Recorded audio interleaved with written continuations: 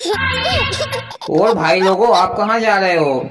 भैया, हम सभी लोग काम की तलाश में शहर जा रहे हैं। भैया हो, मैं भी शहर जा रहा हूँ काम के लिए। मेरा नाम मोदी जी है। आप भी अपना अपना नाम बता दो। मेरा नाम राहुल है। मेरा नाम अखिलेश है। मेरा नाम योगी जी है। और मेरा नाम ओबीसी जी है। वैसे मोदी जी, मैं तुमको जानता हूँ, तुम कहानियाँ बहुत मजेदार सुनाते हो। तो मोदी जी, शहर आने में अभी काफी समय है। तब तक एक मस्त मलाई मार के एक कहानी सुना दो, ताकि वक्त आसानी से कट जाए। फिर शहर आते ही मैं तुमको नाश्ता करवा दूंगा। हाँ हाँ ओबीसी जी, क्यों नहीं। चलो, मैं तुम लोगों को एक पंडित और जाट बाबा की मजेदार कहानी सुनाता हूँ, तेल लगा के। मोदी जी, कहानी में तेल भी लगेगा क्या? नहीं भैया, ये तो मेरी आदत है। हाँ तो भैया हो, एक पंडित जी था। वह बड़ा ही लालची था। कहीं भी उसको काम मिले तो आदमी की खाल तक उतरवा लेता था। और एक जाट बाबा था, जो घर से अच्छा खाता पीता था। उसके पास काफी धन था। इधर पंडित जी को कोई काम नहीं मिल रहा था, तो वह वैसे ही घूम रहा था। तो अचानक जाट बाबा उनसे आ मिले। तो पंडित जी ने अपना दिमाग लगाया और जाट बाबा से राम रामी की। और पंडित जी बोला, जाट देवता, तुम्हारे पिताजी मेरे सपने में आए थे और कह रहे थे कि मैं यहाँ पर बहुत दुखी हूँ, मेरे को यहाँ पर जरा सी भी सुख शांति नहीं है। तो जाट बाबा ने कहा कि पंडित जी, पिताजी तो मेरे हैं और सपने में तुम्हारे आए हैं, पर चलो ठीक है, पंडित जी तुम बोल रहे हो तो ठीक ही होगा। फिर जाट बाबा उत्सुकता से पंडित जी से पूछने लगे कि पिताजी की आत्मा की शांति के लिए क्या करना होगा। तो पंडित जी ने बताया कि तुम्हें अपने पिताजी का श्राद्ध नीति नियम से करवाना होगा, तभी उनको सुख शांति प्रदान होगी। फिर जाट बाबा ने पंडित जी से कहा, तो पंडित जी आप ही श्राद्ध कर दो। तो पंडित जी राजी हो गया। पंडित जी ने जाट बाबा से श्राद्ध की सामग्री लेने को कहा, जिसमें सोना चांदी, बर्तन भांडे और खाने पीने के नए नए पकवान, ये सब कल तुम इकट्ठा कर लेना और मैं कल आकर तुम्हारे पिताजी का श्राद्ध कर दूंगा। इधर जाट बाबा ने घर जाकर सारी सामग्री एकत्रित कर ली और जाटनी से बोलकर तरह तरह के पकवान तैयार करवा लिए।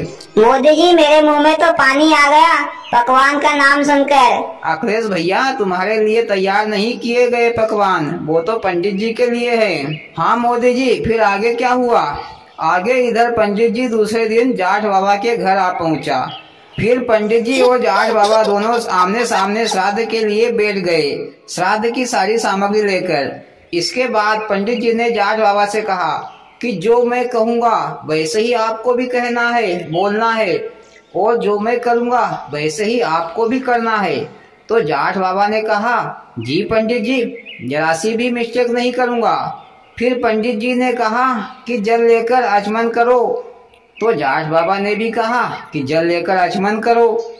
फिर से पंडित जी ने कहा कि भैया जल लेकर आचमन तुमको करना है। तो जाट बाबा ने भी यही कहा कि भैया जल लेकर आचमन तुमको करना है।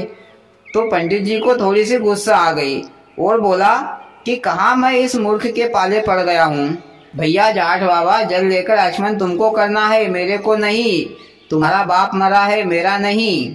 फिर ऐसा ही जाट बाबा ने भी कहा कि भैया पंडित जी, जल लेकर आचमन तुमको करना है, मेरे को नहीं। बाप तुम्हारा मरा है, मेरा नहीं। तो भैया पंडित जी इधर आग बबूला हो गया। मोदी जी, पंडित जी क्या जल गया क्या? अरे भैया, आग बबूला का मतलब होता है क्रोधित हो गया, और मुक्का अच्छी जोर से कसकर जाट बाबा की कनपटी में दे मारा। तो जाट बाबा बेहोश हो गया। अब तो मोदी जी 2 श्राद्ध करना होगा पंडित जी को। पंडित जी की तो लोटरी निकल पड़ी। अरे भैया योगी जी, कहाँ से लोटरी निकल पड़ी? अभी जाट बाबा मरा नहीं है, वो तो 1 मिनट के लिए बेहोश हुआ है। फिर 1 मिनट बाद जाट बाबा उठा और वैसे ही जोर से पूरी ताकत के साथ पंडित जी की कनपटी में एक घुसा दे मारा। तो पंडित जी 2 मिनट के लिए बेहोश हो गए। फिर 2 मिनट बाद पंडित जी उठा, तो फिर दोनों गुस्से में लाल पीले हो रहे थे। मोदी जी, आप तो दोनों में लात और ठूसे से श्राद्ध होता होगा। दोनों ने एक दूसरे के कपड़े फाड़ फूड़ दिए होंगे और हाथ और पैर भी तुड़वा लिए होंगे। हाँ अखिलेश भैया, ऐसा ही हुआ। इसके बाद पंडित जी वहाँ से अपने हाथ पैर तुड़वा कर अपने घर भाग आया। मोदी जी, हाथ पैर टूटने के बाद पंडित जी कैसे भागा होगा? अरे भैया, हाथ पैर पूरी तरह से टूटे नहीं थे, हाथ पैर में चोट लगी थी सिर्फ। इधर पंडिताइन पंडित जी की राह देख रही थी कि पंडित जी तो आज श्राद्ध करने गए हैं, तो खाने पीने के लिए नए नए पकवान लेकर आएंगे। पर पंडित जी तो फटे टूटे कपड़े में करांचते करांचते घर आए और पंडिताइन को पूरी बात बताई। तो पंडिताइन भी गुस्से में लाल हो गई और इधर जाट बाबा भी घर में घुसे।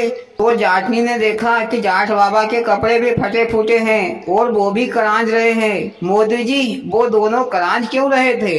योगी जी, उन दोनों ने मिलकर दूध और मावे की मिठाइयाँ खाई थी। योगी जी, क्या बात कर रहे हो? अरे किसी को लात और ठूसे पड़े तो वो करांचेगा ही ना, नाचेगा तो नहीं। हाँ मोदी जी, आगे क्या हुआ? आगे इधर फिर जाटनी ने जाट से पूछा कि श्राद्ध ठीक ठाक तरीके से किया कि नहीं, कोई कसर तो नहीं छोड़ी? तो जाट ने कहा, कसर तो मैंने कोई नहीं छोड़ी, जैसा पंडित जी ने कहा उससे सवाया ही मैंने किया हूँ। मैं क्या पंडित जी से कमजोर थोड़ी नहीं पड़ता हूँ, मैंने भी भैंस का दूध और घी खाया हूँ। पर एक कसर रह गई, पंडित जी को दक्षिणा और खाने का सामान नहीं दे पाया।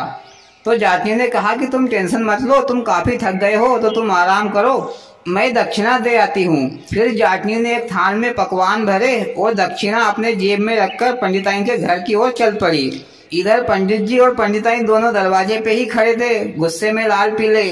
इधर से जाटनी थाल में पकवान लिए पंडित जी के घर आ रही थी। जैसे ही जाटनी दरवाजे के पास आई तो पंडित और पंडिताइन दोनों जाटनी को मारने लगे।